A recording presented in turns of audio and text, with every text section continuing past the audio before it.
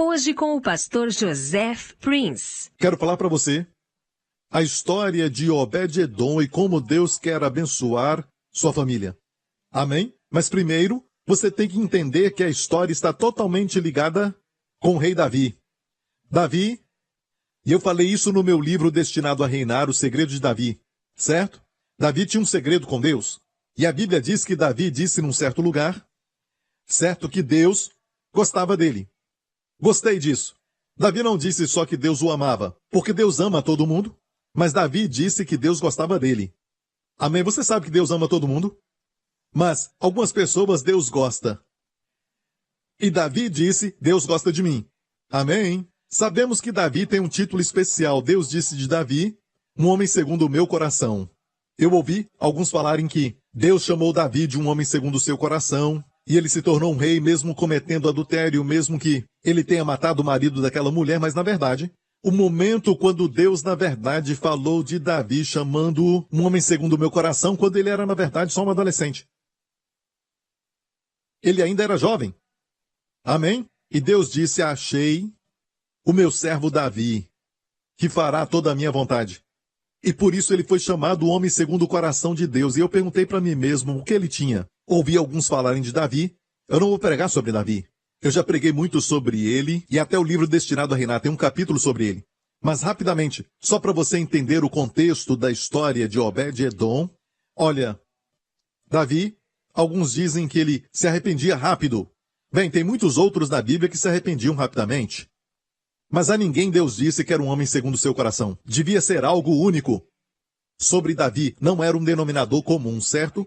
E eu percebi que Davi, no Salmo 132, e tudo isso está no meu livro, Destinado a Reinar, então, não vou falar de Davi agora, rapidamente, aquilo que Davi falou no Salmo 132, e Davi escreveu isso quando ele era jovem, um adolescente talvez, e ele disse assim, ouvimos que a arca da aliança, vamos ver a arca da aliança está ali, certo? Naquela época, estava nas mãos, uma certa vez estava nas mãos dos filisteus, porque eles tinham um sacerdote, Eli, que estava corrompido, junto com seus filhos, certo?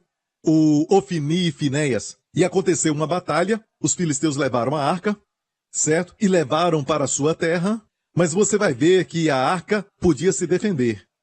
O sacerdócio estava corrompido, não eram dignos da arca. A arca foi para o cativeiro, podemos falar assim, ao cativeiro, mas na verdade a arca foi quem cativou o inimigo. O inimigo colocou a arca na frente do deus deles, Dagon, era um deus peixe.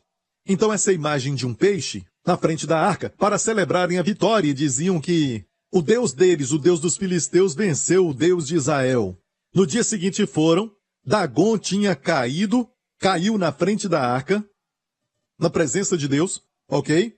E olha, lembre-se que a arca é uma figura de Jesus Cristo. Se você olhar, ela tinha uma forma retângulo, uma forma longa, certo? Feita de madeira, certo? E madeira na Bíblia fala de humanidade, então Jesus era 100% homem. Você sabia que você tem um homem te representando agora no céu? Amém? Você tem um homem com emoções humanas, com compaixão humana, com sensibilidade humana. Um homem tem um homem à direita de Deus. Deus encontrou o homem perfeito. E ele representa você e eu. Certo? Então é a madeira da Arca da Aliança. Mas não dá para ver a madeira porque está coberta com ouro. Isso fala da divindade de Jesus. A sua justiça divina. Ele é Deus, 100% homem, madeira, 100% Deus, ouro. Então o ouro cobre a madeira, entendeu? Então essa caixa de madeira fala de Jesus e a sua pessoa. A tampa se chama propiciatório. Era onde uma vez por ano o sacerdote entrava e colocava sangue ali em cima. Certo? E essa tampa fala da obra concluída de Jesus Cristo. Por causa do derramamento do seu sangue, todos os nossos pecados foram perdoados de uma vez por todas. O sangue de bodes e touros era oferecido todo ano no altar dos judeus. Nunca pôde permanentemente e eternamente remover pecados. Mas este homem, com um sacrifício, porque o sangue que correu nas veias do Emanuel não era sangue humano, mas era divino. E porque ele é divino, não está confinado ao tempo. O seu sangue funciona para todos de Adão até aqueles que vão viver no futuro. Ele morreu por todos os homens de todos os tempos, o que quer dizer que os nossos pecados não foram só perdoados no dia em que você nasceu neste mundo, até o dia de aceitar Jesus, certo? Você foi perdoado por toda a eternidade. Algo que o sangue de bodes e touros nunca pôde fazer. Ok? E o propiciatório cobria a caixa. E todo ano, uma vez por ano, o sangue era posto no propiciatório. E os olhos de Deus viam aquilo. A Bíblia diz que nada está oculto aos seus olhos. Os seus olhos passam por paredes. Os seus olhos olham para o seu coração e veem os seus motivos. Deus conhece sua mente. Nada está oculto aos olhos de Deus. Mas tem uma coisa que os olhos de Deus não passam. É o sangue do seu filho. Porque sabe o que tinha dentro da caixa? Certo? 3 itens dentro da caixa. Número 1, o vaso dourado de maná. Certo? Deus deu o maná para matar a fome do povo. E o povo murmurou. Então o maná representa a rebelião do homem, porque o povo murmurou contra a provisão. E Deus disse, pega o maná, que o fazia lembrar da rebelião, do povo, da murmuração e da rejeição da provisão de Deus. Deus diz, coloca sob o propiciatório. O outro item que estava lá, certo? Era a vara de Arão que tinha florescido.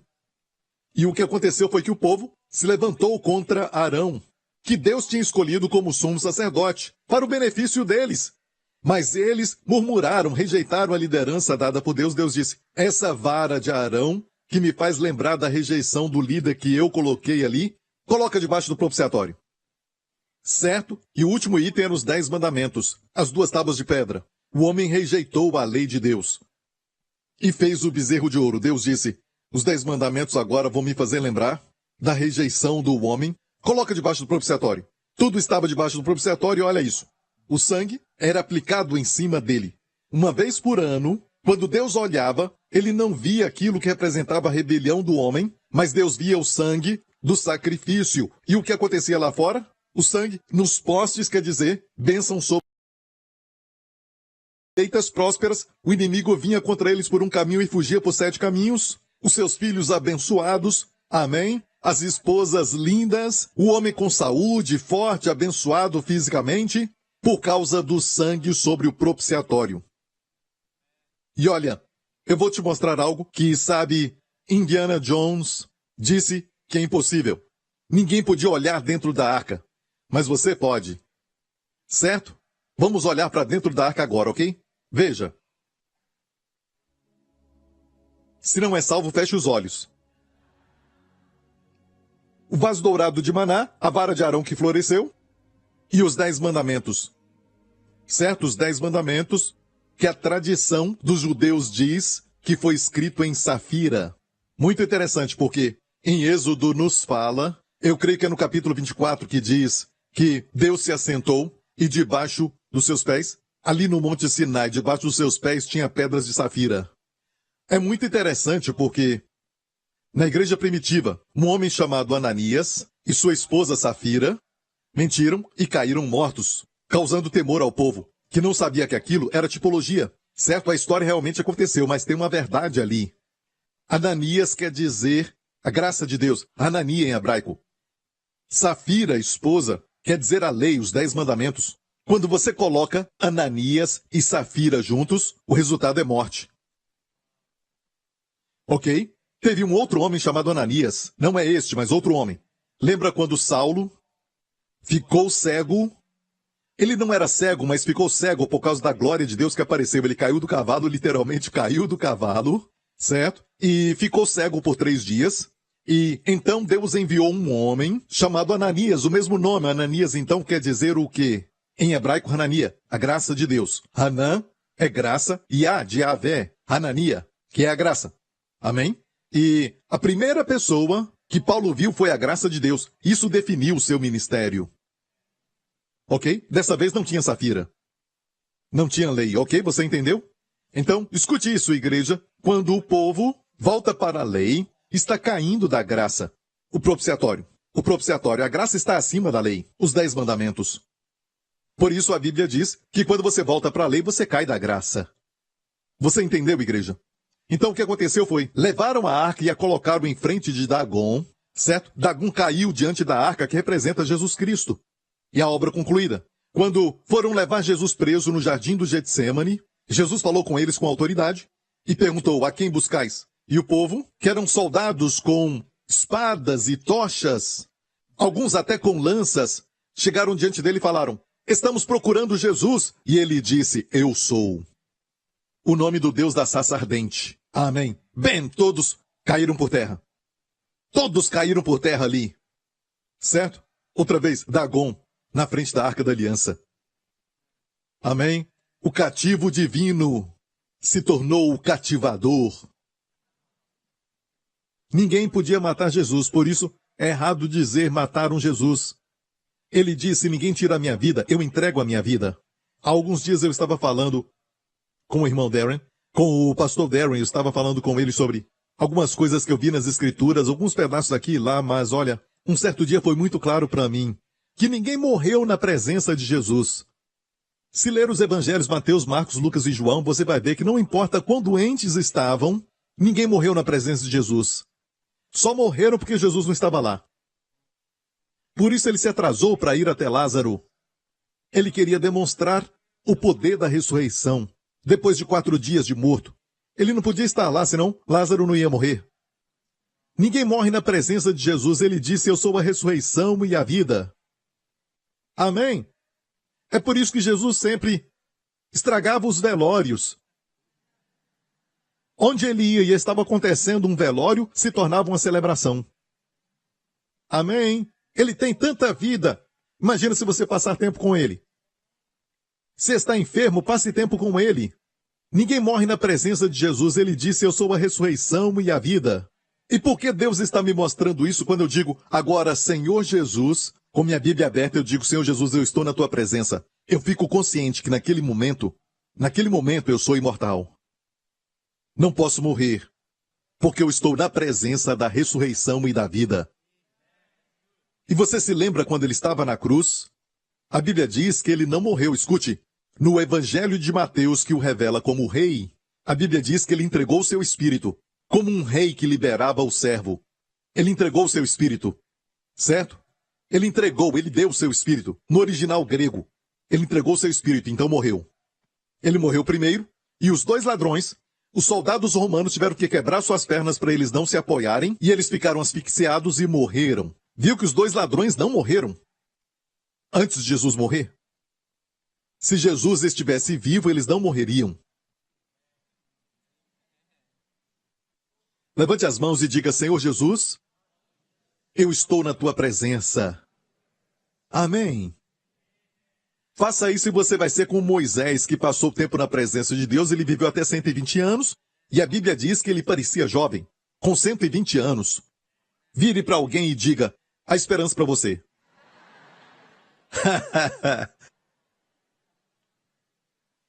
Vamos voltar para a história de Davi. O que aconteceu foi que a arca, finalmente, deu tanto trabalho para os filisteus que eles falaram: toda vez que nós mandamos a arca para uma cidade dos filisteus e outra cidade aqui, outra cidade ali, eles sofriam de hemorroidas. E eu estudei sobre isso. Hemorroidas, na verdade, eram hérnias, eram tumores e vários tipos de problemas nas áreas privadas.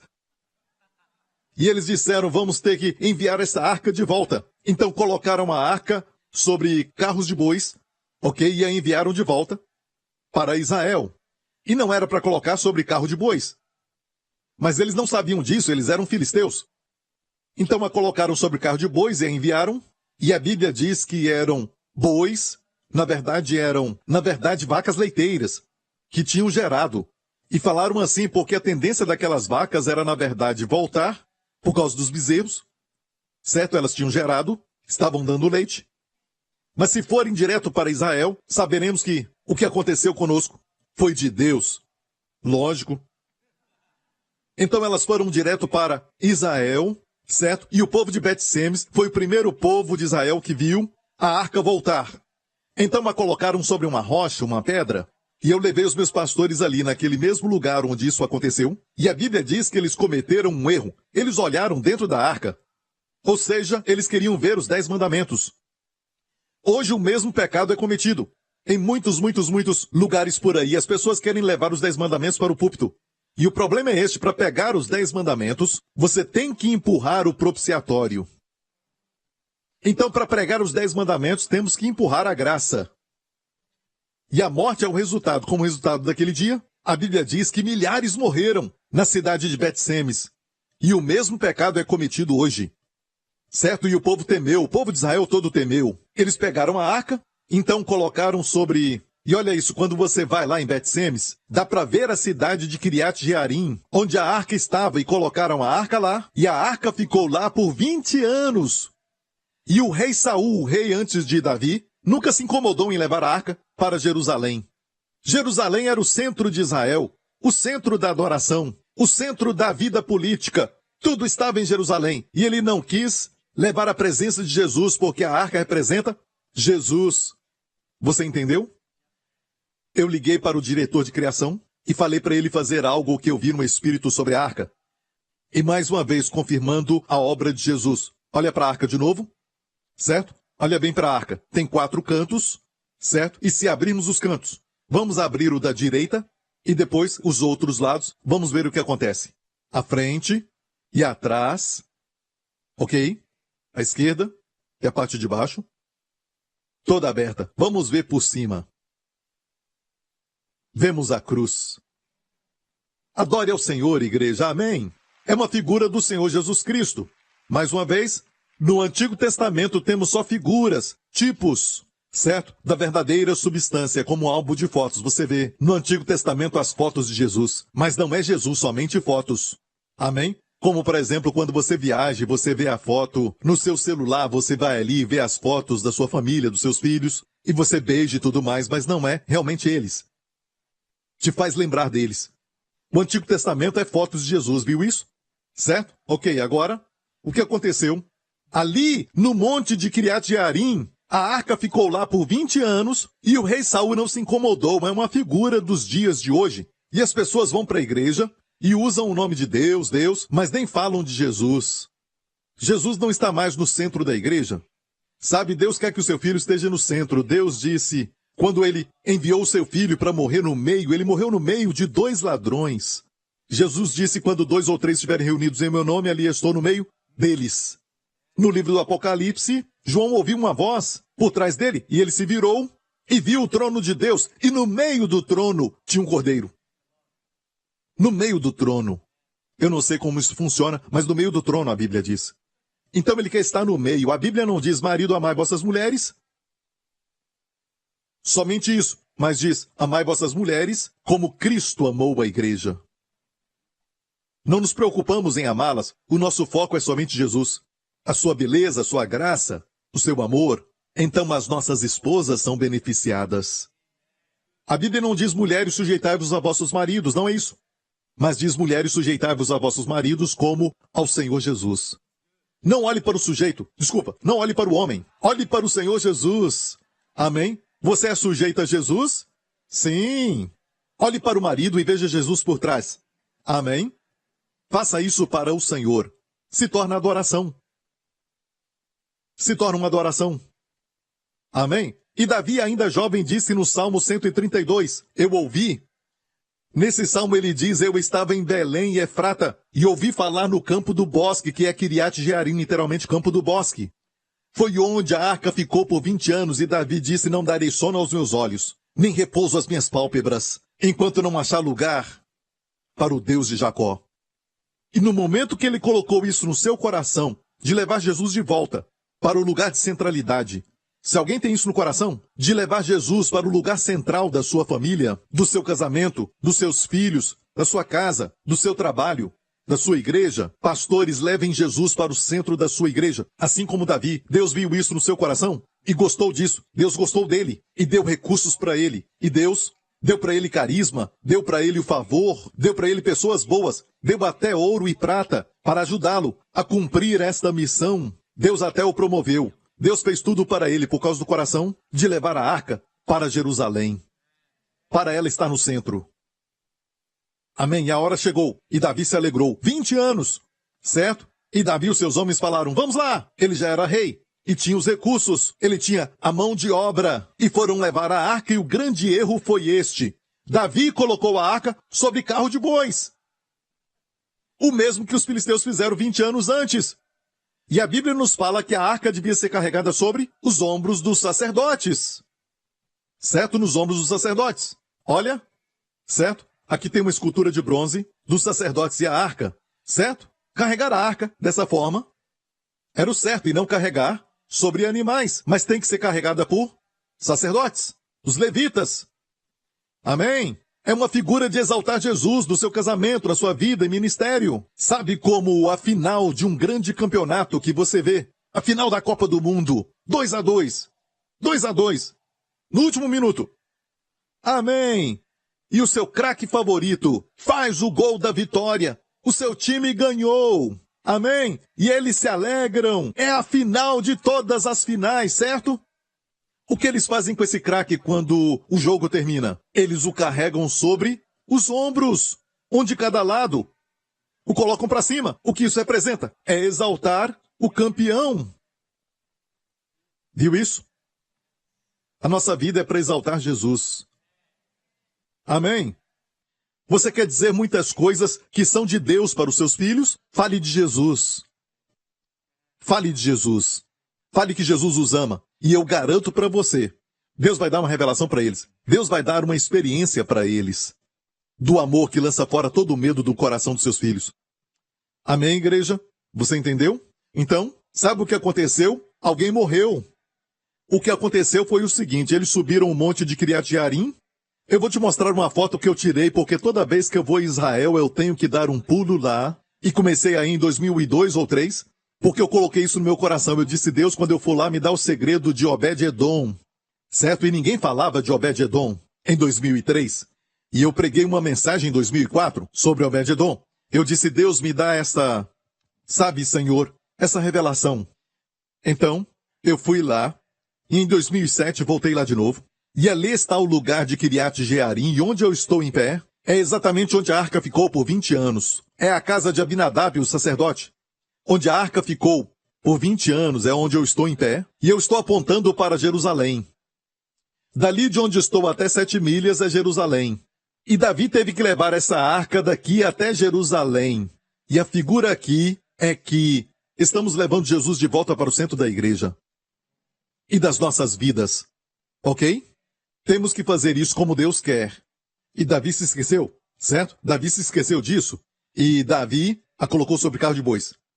E o sacerdote Abinadab tinha 2 filhos. Um era Uzá e o outro era Aiô. E sabe quem morreu? Uzá. Uzá morreu. E o irmão Aiô falou, Aiô! O seu nome era Aiô nessa versão que lemos. E os 2 irmãos estavam com a arca.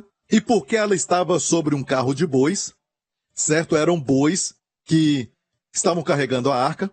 Quando chegaram perto da eira, onde malhavam o trigo, a cevada, o boi tropeçou, a Bíblia diz, ele tropeçou, certo? Vamos ler este texto, ok? E puseram a arca de Deus em um carro novo, e a levaram da casa de Abinadab, que está em Gibeá, e Uzá e Aiô, filhos de Abinadab, guiavam um carro novo. E levando-o da casa de Abinadab, que está em Gibeá, eles erraram. Eles tinham que saber. E às vezes, sabe, até um homem de Deus como Davi esquece de ler a Bíblia.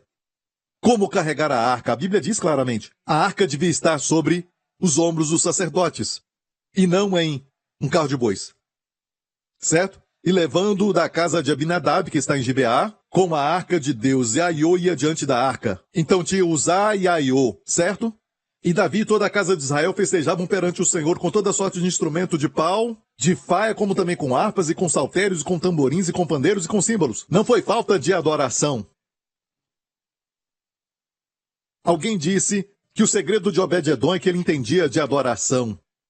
E eu vi alguém também dizer o seguinte, a forma de trazer a presença de Deus para a igreja é através da adoração. Não somente louvor e adoração. Isso também é importante. Mas o segredo não é louvor e adoração. Uzá morreu, e antes da sua morte, tinha louvor e adoração. Eu disse tinha louvor e adoração. Certo?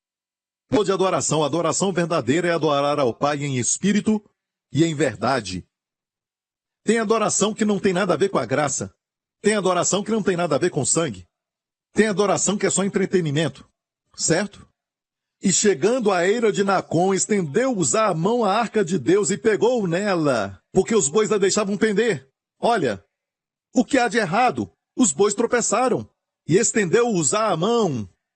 E então a ira do Senhor se acendeu contra Uzá, e Deus feriu ali por causa desta imprudência, e morreu ali junto à arca de Deus. E Uzá morreu, e entenda isso, Deus esconde significados em nomes, especialmente no Antigo Testamento. E o nome Uzá, sabe a invenção dos israelitas? Foram os israelitas que inventaram a arma Uzi. Aquela metralhadora, Uzi, vem da palavra poder. Uzá é poder do homem. Então o nome dele quer dizer o poder do homem. O poder dele, não de Deus, não Uzias, que quer dizer poder de Deus. E sim Uzá, o poder dele, a sua força. O que é isso? Sabe como a morte chega? Não por causa somente do pecado, neste contexto, mas veio por causa da força do homem. Tem adoração que é a força do homem.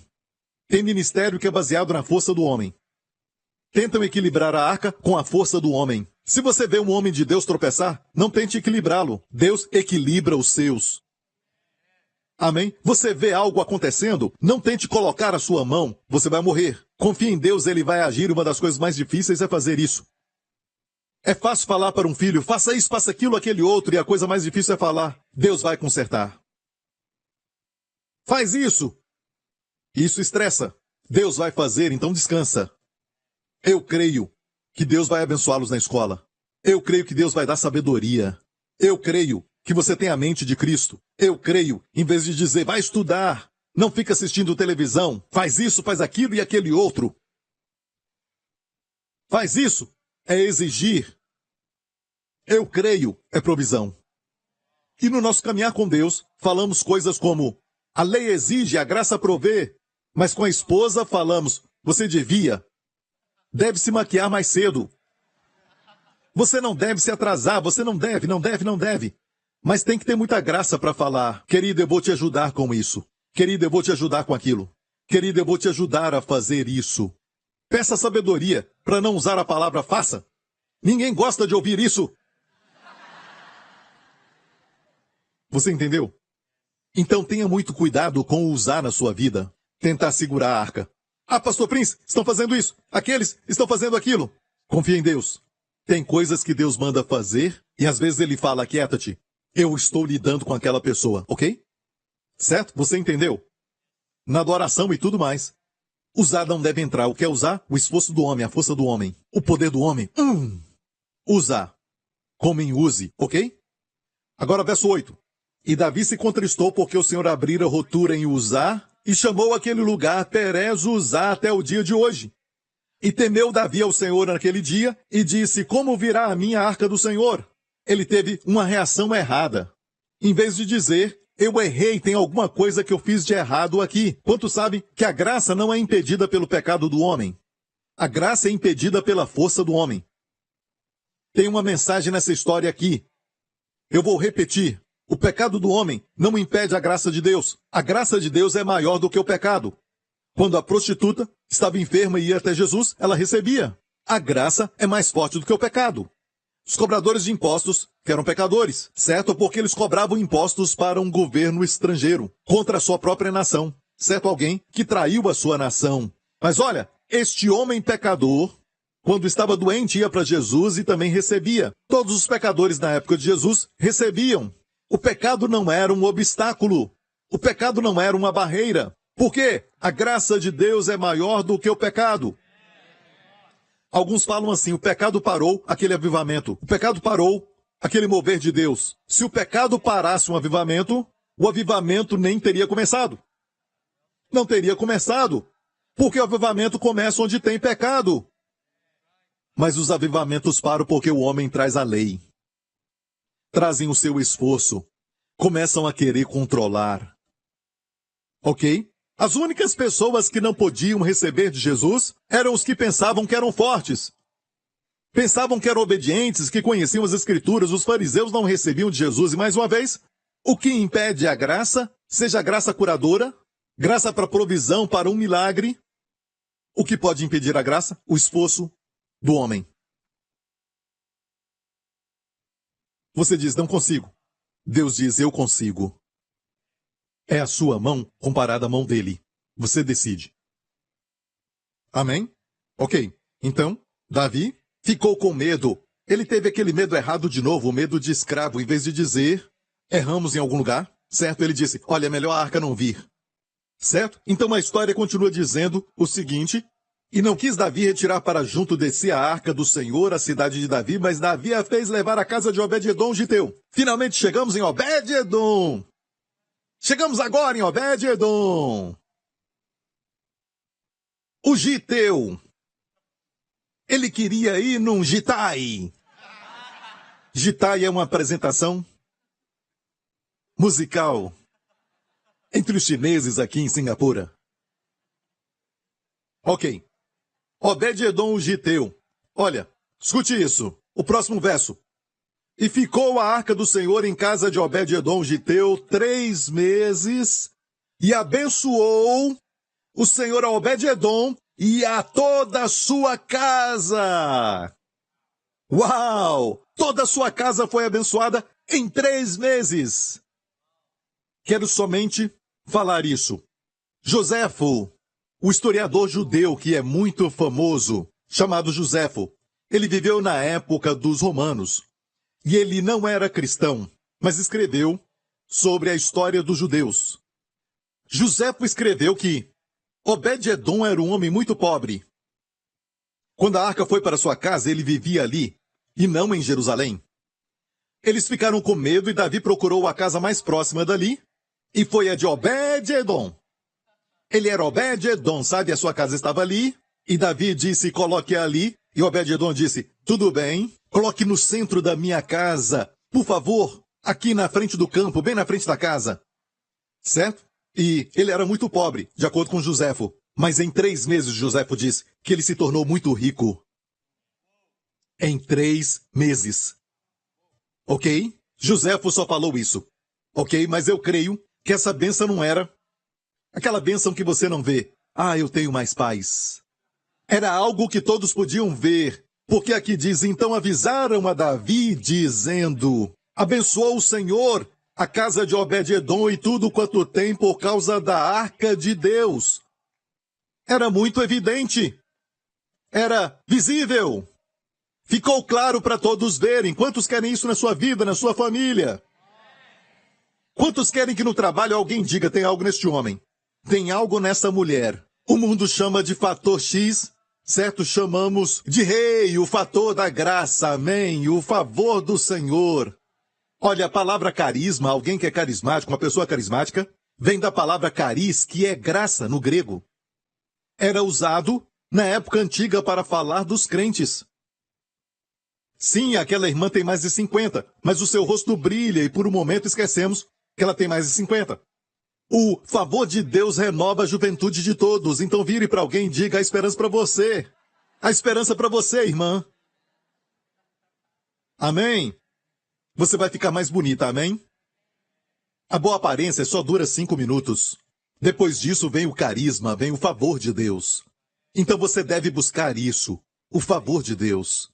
Estava sobre Obed-edom e sobre sua casa. Certo? De forma tal que enviaram uma mensagem para Davi. Certo? E o que Davi estava fazendo durante esses 3 meses? Ele estava lutando contra os filisteus e estudando a sua Bíblia. E ele percebeu que tinha errado. E quando ele ouviu a notícia, Deus abençoou Obed-edom, ele sentiu um pouco de ciúme. Certo? Em vez de só uma família desfrutar de todas essas bênçãos, eu vou levar a arca para a cidade de Davi, para que eu seja abençoado. E também toda a cidade, não só isso, no centro de Israel, em Jerusalém, e toda a nação será abençoada. E Davi e os seus homens foram para Obed-edom. E Obed-edom deve ter ficado triste. Quando alguém chamou por ele, Obed! Ah, me desculpe! Eu estou deitado na minha cama! Obed! Levanta da cama! O rei Davi está aqui! Ele levantou e Davi disse, arca, por favor. E a Bíblia nos diz, certo? Mais à frente, que, na verdade, Obed-Edom se tornou um segurança da arca. Ele falou para a família, se a arca vai, nós vamos também. Certo? Eles seguiram a arca. E ele se tornou um segurança da arca na cidade de Davi. Ele não era bobo, igreja.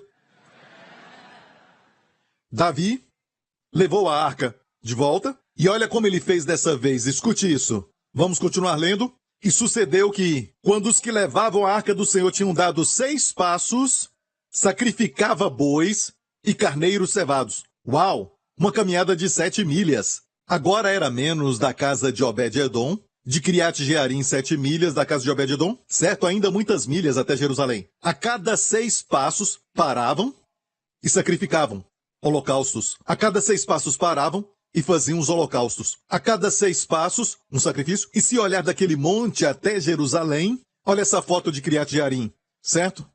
Certo? Você veria colunas de fogo e fumaça até Jerusalém dos sacrifícios. Colunas de fumaça. A cada 6 passos. Agora pare. Eu vou te dar o segredo. Está pronto? Vamos continuar semana que vem. Certo? Quantos querem o segredo? O mistério de Obed-Edom, Deus revelou para mim no ano de 2004. Certo? Em 2003. Eu preguei isso em 2004. Você pode procurar e vai encontrar. Antes de qualquer um pregar sobre isso, eu preguei primeiro. A revelação foi minha. Número 1. Alguns dizem, Obed-Edom era um adorador, mas tinha adoração quando Uzá morreu. Já falamos isso. E tinha adoração depois de Obed-Edom. Também tinha adoração, porque a Bíblia diz que Davi dançava diante do Senhor. Isso foi depois de Uzá. Antes disso, tinha louvor e adoração. Certo? Então louvor e adoração não é a chave. Mas olha, isso é muito importante, mas não é da forma que nós pensamos. Qual era o segredo de Obed-Edom? Vamos ver o seu nome, Obed-Edom. Olha o nome, Obed-Edom.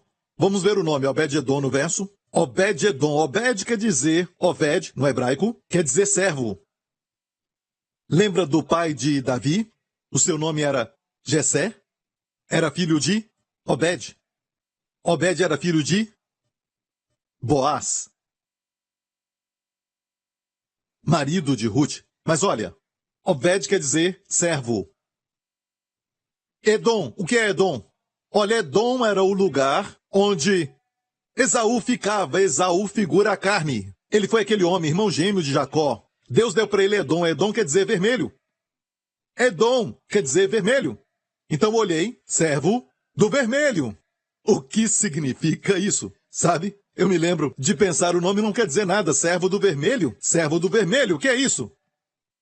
Depois, estudei um pouco mais. Descobri que a palavra Edom veio da palavra dam, que é sangue, que é vermelho. Adão, o primeiro homem, foi chamado Adão. Literalmente, homem de sangue vermelho. Dam, homem com sangue. Ok, então dam no hebraico, pode perguntar para um judeu. Dam, ou damim no plural, é a palavra para sangue. Você entendeu? Tem uma profecia de Jacó para os 12 filhos antes de morrer, certo? Que são as 12 tribos. Quando ele falou com Judá, de onde viria Jesus, a sua tribo, ele disse isso. Ele amarrará o seu jumentinho à vide e o filho da sua jumenta à cepa mais excelente, falando do Messias, Jesus. Olha, ele fala de amarrar o jumento, e o jumento é um animal muito teimoso. Não olhe para o lado, olhe para mim, sabe, ok? O jumento é teimoso. Se você consegue amarrar um jumento à vide, e a vide não é forte. Sabe, a vide é muito fina, não tem nenhum tronco. A vide tem os seus ramos que sobem. Para as uvas nascerem, tem que pôr madeiras para os ramos subirem. Então é muito fina e também muito fraca. Não tem tronco. E naqueles dias, quando Jesus estiver na sua vida, certo? A vide vai ter tanta cepa, vai ter tanta vida, que fica grossa. Pode até amarrar um jumento nela, e ele não sai. Jesus disse, eu sou a videira. Amém? E olha isso. Ele lavará a sua roupa no vinho e a sua capa em sangue de uvas. O suco de uva é chamado sangue. No hebraico, dam. Sangue de uvas. Ele lava a sua roupa em sangue de uvas. Olha isso. Tem um tipo aqui, muito lindo. Lembra quando os 12 espias foram espiar a terra e voltaram? Certo? Com uma mensagem para Moisés e a nação de Israel? 2 deles voltaram com uma vara. Um na frente, outro atrás, se tornou o emblema do Ministério do Turismo de Israel hoje. Certo? Tinha uma vara, um na frente, outro atrás, e um cacho de uvas naquela vara. E disseram, aqui está, sabe, o fruto da terra da promessa. Um cacho de uvas que tiveram que carregar numa vara. Viu como era grande? Isso também está representando o nosso Senhor Jesus. Jesus no madeiro. Eu sou a videira. E tinha 2 ladrões ao seu lado. Lembra disso? E, olhando para Jesus, parecia que ele tinha sangue de uvas moído, açoitado. Para fazer o vinho, tem que pisar na uva. Para fazer o vinho, a uva tem que ser moída. A uva sofre, e foi isso que aconteceu no sofrimento de Cristo. Ele foi açoitado, ele foi moído para nos dar o vinho de Deus. O primeiro milagre de Jesus foi num casamento. Ele transformou água em vinho, sabe? Eu estudei isso e falaram que para fazer vinho, primeiro você planta a uva e demora 3 a 4 anos para começar a crescer uvas boas. As primeiras não são boas. Não dá para fazer vinho. Então tem que esperar 3 ou 4 anos. Depois de 3, 4, 5 anos, 6 anos, 7 anos, 8 anos, dá para fazer vinho, mas o vinho não é muito bom. Tem que esperar 10 anos, 11 anos, 12 anos, então o vinho vai ser um vinho bom. Mas se você quer um vinho que é muito bom, você tem que esperar muitos anos. 20 anos, 30 anos, então você vai ter um vinho excelente. O vinho é como nós, homens. Quanto mais velho ficamos. Não teve um amém, não teve nenhum amém de nenhuma das irmãs. Olha, irmãs, falamos tão bem de você agora. Os homens falaram amém, vocês não falam amém. As mulheres também. Agora amém, glória a Deus. O que Jesus fez no casamento, certo? Encheu 6 cântaros de água, que se tornaram vinho, melhor vinho. Ele comprimiu o tempo. Num instante. Ele transforma a água do seu casamento em um vinho que traz alegria. Obed-Edom se tornou rico em 3 meses. Foi muito abençoado em 3 meses. Não diga os melhores anos ficaram para trás. Deus disse o seguinte, eu restaurarei os anos consumidos pelo gafanhoto. Ah, e como ele faz isso? Você não é Deus. A sua parte é crer. Deixa Deus ser Deus. E ele vai restaurar os anos. Os seus melhores dias estão adiante. Pastor, você não entende, eu tenho 70 anos. Olha, cada dia, a partir de hoje, cada ano vai ser cheio de vida. Mais do que nos seus 20, nos seus 30, nos seus 40, nos seus 50, ele restaura para você. Ok, igreja, eu tenho que terminar, ok? Você está me distraindo. Então, sangue de uvas. Vamos voltar para Obed-Edom. O seu nome é o quê? Uau, aqui está a revelação. Dam quer dizer o sangue de uvas. Certo sangue. Edom, ele era servo do sangue. Que sangue? O sangue de Jesus. Ele tinha uma revelação sobre o sangue. Isso é confirmado pelo fato de que antes de Uzá morrer e Obed-Edom ter a arca na sua casa, Davi tinha louvor e adoração, mas não tinha sacrifícios. E como Davi aprendeu depois de Obed-Edom, ele e os seus homens, a cada 6 passos, sacrificavam. A cada 6 passos, um sacrifício. Eu estou saindo da luz. É perigoso caminhar nas trevas, igreja. E é na luz que o sangue te purifica. A cada 6 passos, certo? A Bíblia nos diz, uma oferta. Davi se tornou radical. Isso é radical a cada 6 passos? Isso é radical? Como a igreja que participa da Santa Ceia, que toma a Santa Ceia todo domingo, será que isso é radical?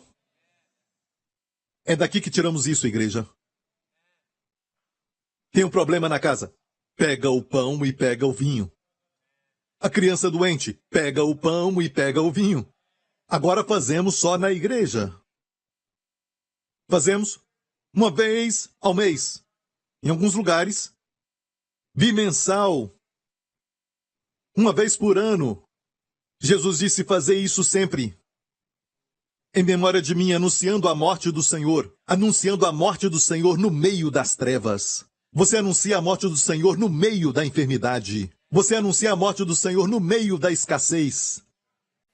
Quando você participa, A figura mais perigosa que Satanás pode ver de um crente é o pão na sua mão e o cálice na outra, andando assim. Porque é o sacerdócio de Melquisedeque bem ali. Foi assim, são armas. Sabe, aos olhos do diabo são como armas nucleares, até ele explodindo na sua cara. Não é? Você está ouvindo, igreja?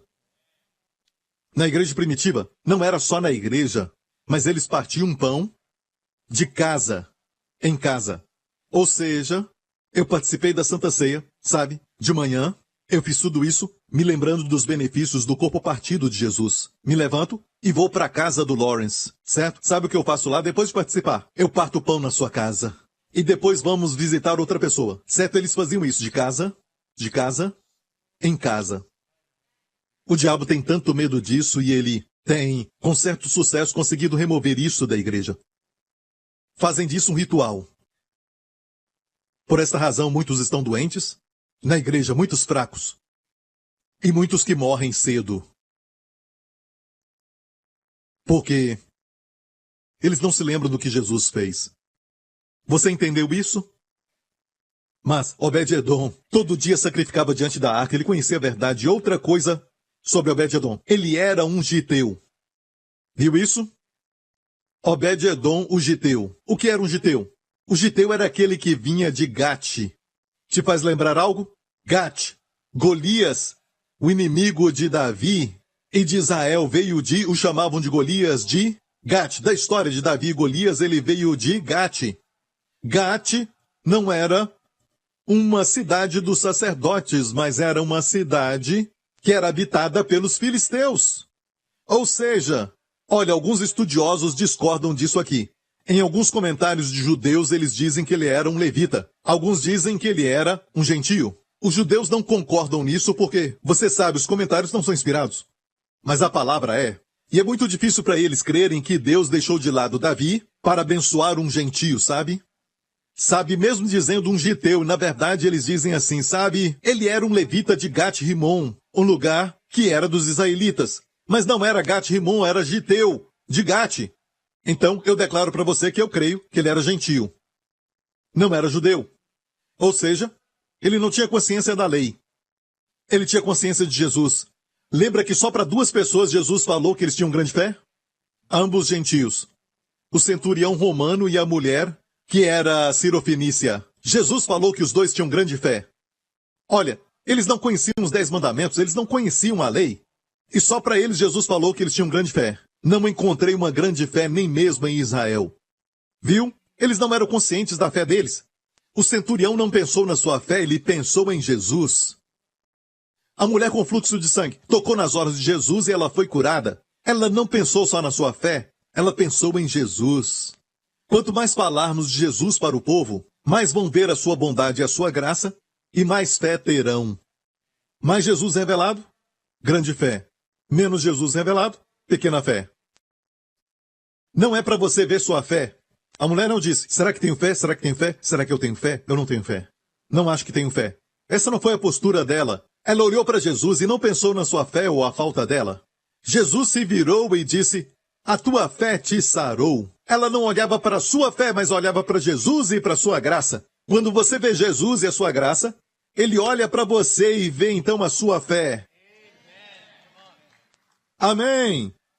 O que fizemos é triste, nós fizemos até da fé uma barreira entre nós e Jesus, porque eu não tenho esse tipo de fé, eu não posso receber de Jesus. Eu não tenho esse tipo de fé e não recebo a minha cura. Eu não tenho fé. A fé não é para ser uma barreira. Jesus é a ponte para as bênçãos de Deus. Jesus é a sua fé. Se você não tem nada, Jesus é a ponte. Não tem nada entre você e ele, amém? Amém, igreja? Não é para você olhar para a sua fé. Coloque os olhos nele. Não coloque os olhos em si mesmo.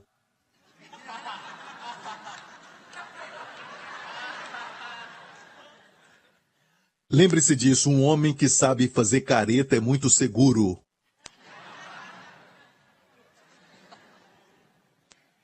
Estou brincando, mas olha isso. Obviamente ele era gentil, o que quer dizer que ele não sabia da lei. A lei te faz pensar no pecado.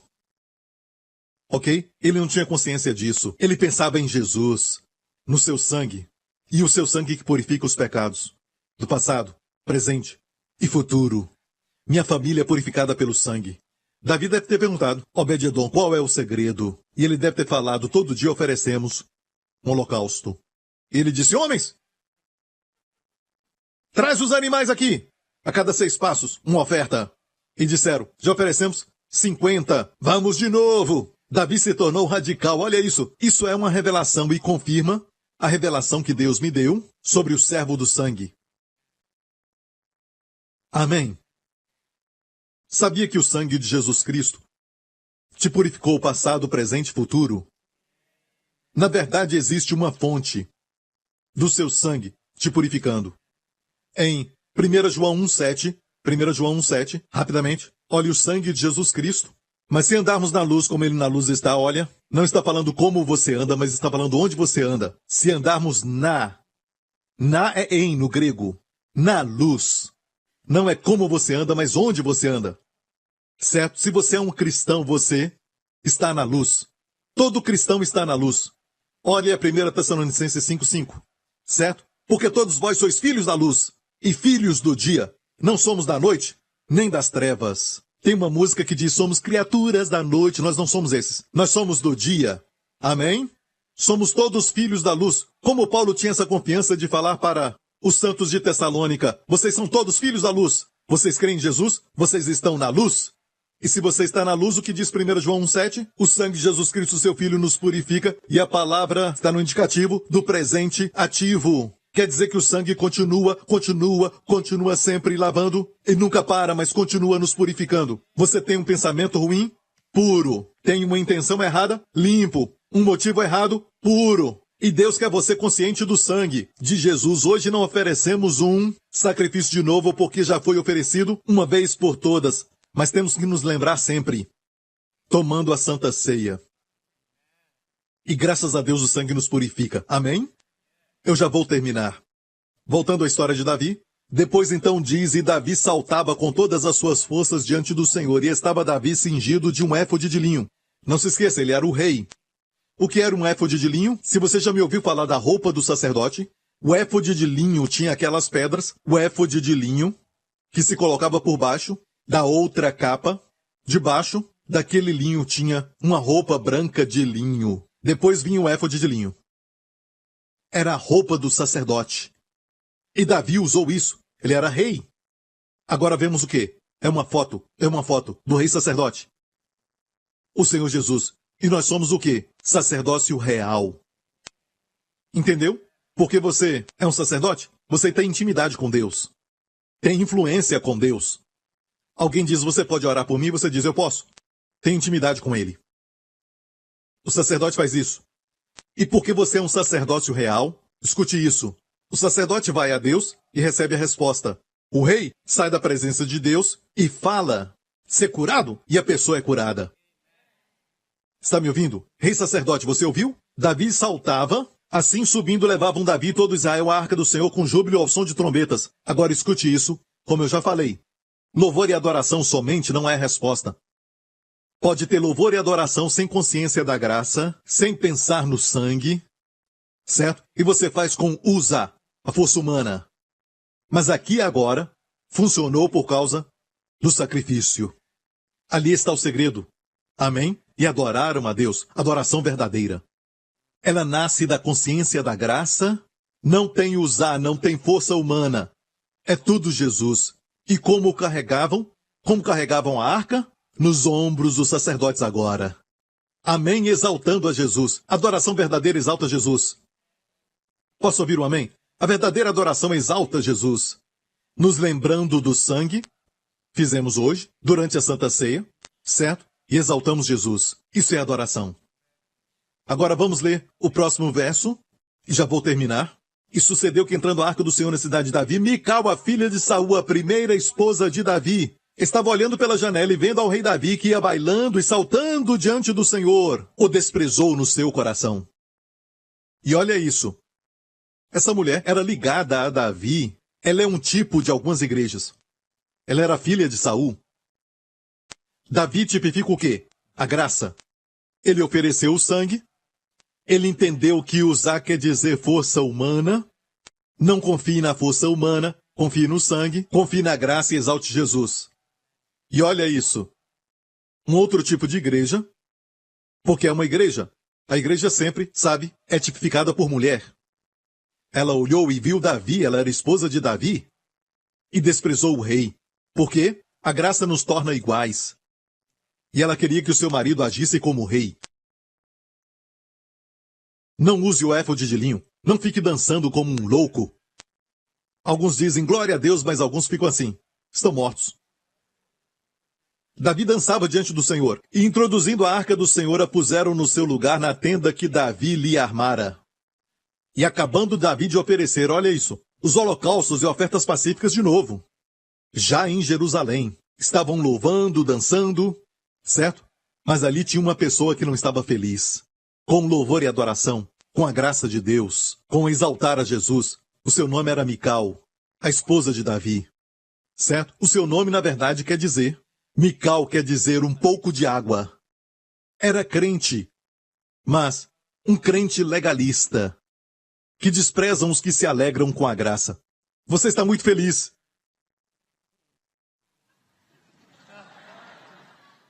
Envelhecem rápido. Sabe o que aconteceu com Mical? Vamos ver? Vamos ler isso. E Mical, a filha de Saul, não teve filhos, até o dia da sua morte. Talvez Davi não teve relação com ela, ou ela era estéril, não sabemos. Mas escute isso. E vou terminar. Uma história verdadeira. 1000 anos depois dessa história aqui. O verdadeiro filho de Davi veio a Jerusalém, assentado em um jumento. Lembra? Amarrar o jumento na vide, ele veio nele. E a Bíblia diz, ouça, ó Israel, o teu rei, justo e humilde. Certo? Sabe quem se alegrou quando ele veio? Você já leu? As crianças.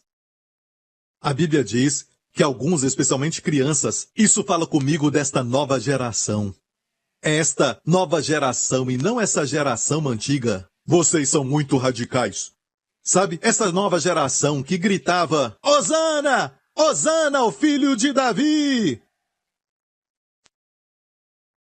E os fariseus ouviram e falaram então para Jesus, você está ouvindo isso? Manda eles calarem. E Jesus disse, se eles se calarem, as pedras clamarão. Eu acho que as pedras ali, ele estava falando dos 10 mandamentos. Aqueles que vocês creem vão clamar contra vocês. Porque quem deu a lei está aqui. Com a graça. Então, os fariseus representam um tipo de igrejas de crente hoje que se levantam contra a graça. Nós temos o mesmo Pai Celestial, mas não a mesma mãe. A nossa mãe é a graça. A mãe deles é a lei. Os fariseus que cumprem a lei, Jesus veio, o que deu a lei, e eles não viram. Não viram o filho. Só viam o servo, Moisés. Não viram o filho da casa veio. E ficaram no servo, Moisés. Está ouvindo, igreja? E olha isso. Em Marcos 11, ok? No mesmo capítulo, depois que ele entrou em Jerusalém, no mesmo capítulo diz, Jesus amaldiçoou a figueira. Ele viu uma figueira que tinha somente folhas, mas não tinha frutos. Então tinha aparência de hipocrisia. Jesus amaldiçoou. E o que isso tipifica? O problema de não ter frutos, mas só folhas. Qual é a primeira vez que vemos folhas de figueira na Bíblia? Adão e Eva. Depois que pecaram contra Deus, eles viram que a glória tinha saído do corpo deles e eles estavam nus. Certo? Então cobriram a sua nudez, cobriram o seu pecado com folha de figueira, como uma salada. Se cobriram com folhas de figueira. E isso não tem sangue. E o que representa? É cobrir o seu pecado com seus esforços. A Bíblia diz que sem derramamento de sangue não há remissão de pecados. Por isso Jesus derramou seu sangue. Certo? E a Bíblia nos diz que Deus os cobriu com peles de animais. Então Deus foi a primeira pessoa a matar um animal, um tipo da morte de Jesus. E Deus vestiu Adão e Eva com peles de animais. O sangue também estava ali sobre o corpo deles. Amém? Deus foi o primeiro a matar animais. E cobriu o homem, porque o pecado do homem não pode ser expiado só com uma cobertura. Ensinam folhas de figueira sem o sangue de Jesus, falando que com a esforço você cobre os pecados. E não é assim. E por que isso não é o suficiente? Porque é a provisão do homem. E Deus falou, sem derramamento de sangue, não há remissão. E por que é suficiente? porque é provisão de Deus. E se Deus te veste, você está vestido perante Deus. Amém, igreja? Jesus amaldiçoou, olha, eu já vou terminar, ele amaldiçoou a figueira, e ela secou até as raízes, certo? E depois ensinou os discípulos sobre a fé de Deus, como a fé de Deus é liberada. Se você quer falar algo e ver acontecendo, Jesus disse, tem que primeiro amaldiçoar a figueira. Ele tinha demonstrado isso. Ou seja, você tem que amaldiçoar folhas de figueiras. E o que é? Justiça própria. Se você não amaldiçoar a justiça própria, a sua fé não vai funcionar. Se aiô quer dizer usar o irmão, se usar não sair da sua vida, a sua fé não funciona. Porque o esforço humano e a fé de Deus em você não podem, coexistir. Você não pode juntar os dois. Amém? Se você não renunciar à justiça própria tentando se salvar, então a fé de Deus não pode ser liberada. Está ouvindo? Jesus amaldiçoou a figueira, porque só tinha folhas, uma figura de justiça própria. Ele não amaldiçoou a nação, ele não amaldiçoou o povo, ele disse não amaldiçoe, abençoe, mas amaldiçoou a figueira. O que temos que amaldiçoar? A justiça própria. Então a fé de Deus é liberada. Mical ficou estéril, como aquela figueira, no final da história, porque ela não quis renunciar à carne, à justiça própria, e abraçar a graça, exaltando Jesus, abrindo mão de usar a força própria. Ela não quis e ficou estéril até o dia da sua morte. Eu não sei você, não quero ser estéril, eu quero dar frutos. E olha rapidamente, vamos ver o que aconteceu com os filhos de Obed-edom. E os filhos de Obed-edom foram Semaías o primogênito, Josadabe o segundo, até Issacar o sétimo, Peuletai o oitavo, porque Deus o tinha abençoado. Seus filhos foram abençoados. Também a seu filho Semaías nasceram filhos que dominaram sobre a casa de seu pai, porque foram homens valentes. Uau, verso 7. Os filhos de Semaías, Otini, Rafael, Obed, Eusabade, homens valentes. Verso 8. Todos estes foram filhos de Obed-edom, ele, seus filhos e seus irmãos. Homens valentes e de força para o ministério. Uau! Uau! E todos eles trabalharam no templo. Fizeram isso. Quando seu pai falou, vamos para onde a arca for. Amém? Eu não estou falando que você não pode sair da sua cidade, mudar para outro país, mas procure uma igreja lá. Essa é sua prioridade. Senão vai perder os seus filhos. Não faça isso. Tem muita coisa na vida que é mais importante do que só ganhar dinheiro. E toda a igreja diga amém. Feche os seus olhos, curve a sua cabeça neste lugar. Amém, igreja? Amigo, se você está aqui e você nunca aceitou a Jesus como Salvador, há 2000 anos atrás, Ele te amou antes de você ouvir falar dele. Deus te amou tanto, meu amigo. A Bíblia diz de tal maneira, Deus amou o mundo de tal maneira que enviou seu Filho, Jesus Cristo, para morrer na cruz pelos seus pecados. Ele foi pendurado na cruz, como uvas amassadas, sangue para todo lado, vermelho, no corpo inteiro. Os nossos pecados fizeram isso. Ele não foi lá por sua culpa. Ele não fez isso por ele mesmo. Ele fez isso por nós. Então, amigo, quando você vê Jesus moído lá na cruz, é porque os seus pecados foram punidos. Os seus pecados já foram tratados com justiça. No caráter judicial de Deus, Deus os puniu. Então, amigo, não há mais julgamento. Não há mais condenação para aqueles que estão em Cristo Jesus. Amém? Se você falar, Pai, eu aceito a Jesus como meu Senhor e Salvador, neste exato momento, Deus vai trazer para você tudo o que Jesus fez por você. Se você quer isso e você está assistindo agora, faça essa oração agora, onde estiver, em casa ou em qualquer lugar. Faça essa oração agora. De coração, diga, Pai Celestial, eu creio que tu me amaste e enviaste o teu Filho, Jesus Cristo, para morrer por mim lá na cruz. Ele foi moído, ferido pelos meus pecados. Seu sangue foi derramado, me purificando de todo o pecado. Eu fui perdoado totalmente, eternamente. Obrigado, Pai. Tu ressuscitaste a Jesus. E Jesus Cristo é o meu Senhor e Salvador. Em nome de Jesus. E toda a igreja diga, amém, amém, amém. Glória a Deus, aleluia, amém. If you have just prayed the prayer to receive Jesus Christ as your Lord and Savior, we want to welcome you to a new life filled with the goodness and abundant grace of Jesus. To help you begin this journey, we would like to bless you with an ebook titled The One Thing, 31-Day Devotional by Pastor Joseph Prince.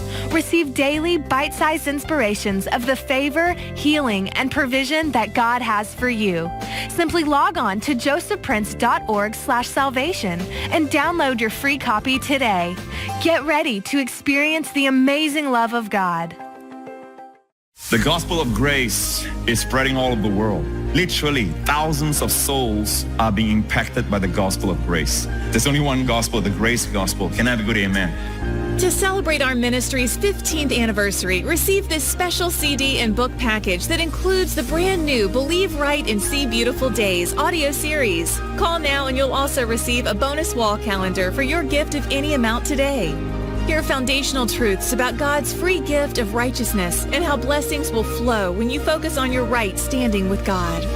And for your specific gift, you will also receive this specially curated collection, including Joseph's brand new grace-based resources for you and your family. Receive abundant grace and supply to reign in any situation. Bless your family with these life-giving resources today. What's going to happen to any boy, any girl, any man, any woman, any church, anyone who receive abundance of grace and the gift of righteousness? What's going to happen to them? The Bible says they shall reign in life. Don't miss this special limited time offer. Call us toll free at 877-901-4300 or visit us at josephprince.org. Joseph Prince Ministries is a Section 501c3 nonprofit organization, and your gift is tax deductible for the amount that exceeds any fair market value of the materials you receive from us.